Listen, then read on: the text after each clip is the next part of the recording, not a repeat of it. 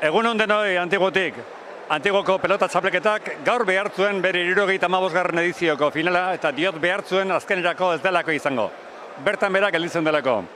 Sekulako auri jasa bota ditu eta hemen naiz babesa jarri, estalpe bat jarri pelotalekoari ondo utzi dio, baino kantxa erabat busti da eta pelotarin segurtasunagatik eta osasun arazorik ez egoteko antolakuntzak erabaki du finala atzeratzea. Jesús Mari Rubio dugu, Antigoko pelotazaleok elkarteko presidentea. Bueno, Jesús Mari. Pues sí, mala suerte. Temía, teníamos miedo y al final se han confirmado los miedos. Sí, aunque nos habíamos preparado, creíamos que bien y suficientemente, pero bueno, las inclemencias del tiempo nos han superado y no se puede. En estas condiciones no se puede celebrar Ha sido tal la cantidad de agua que ha caído que no solamente la cancha, la contracancha, el rebote, la pared izquierda, el frontis casi han quedado impracticables. Sí, todo está mojado hoy. Hoy hay agua por todos los sitios.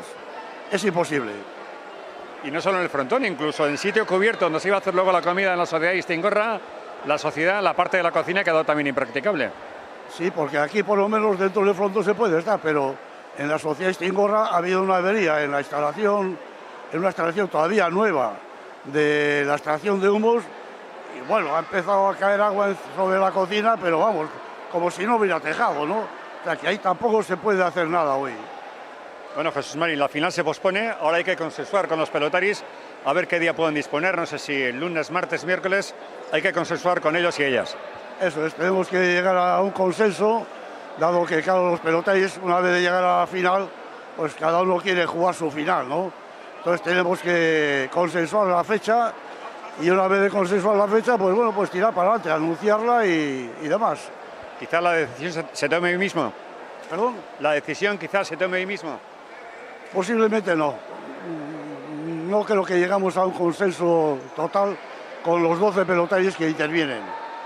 Yo pienso que entre hoy y mañana sí. Eskerrik asko, Jesús Mari. No hay que, levarte. Bueno, eta pelotari batzukin ere hitz egin behar dugu.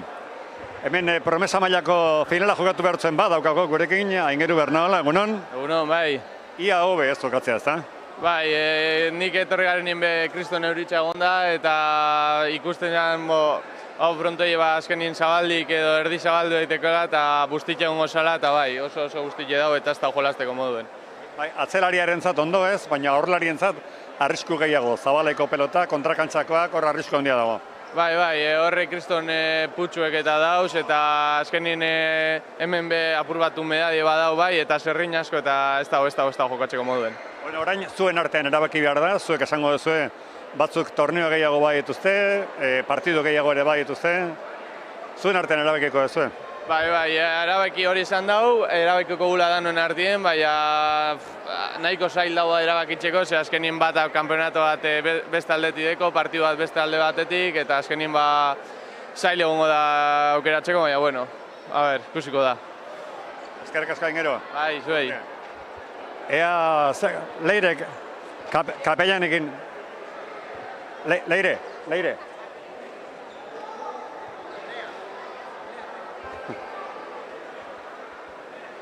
Emakumezkoetan jokatu behar zuen lagunetako bat.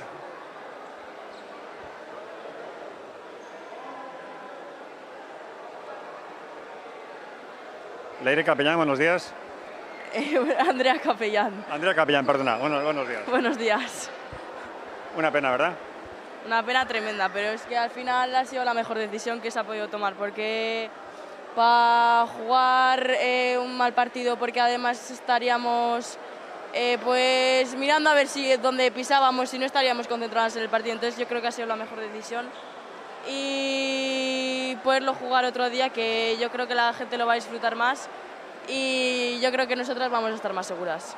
Andrea, además es que está mal todo, no solamente la cancha, está mal la contracancha, el frontis está tocado, el rebote también. Creo que ha sido una decisión correcta, ¿no?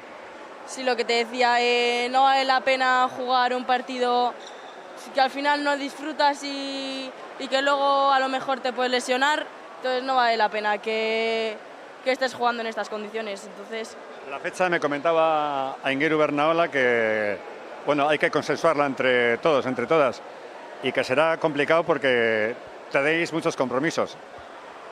Sí, yo creo que las fechas va a ser un poco difícil que concordemos todos el mismo día porque al final ya tenemos nuestro calendario hecho y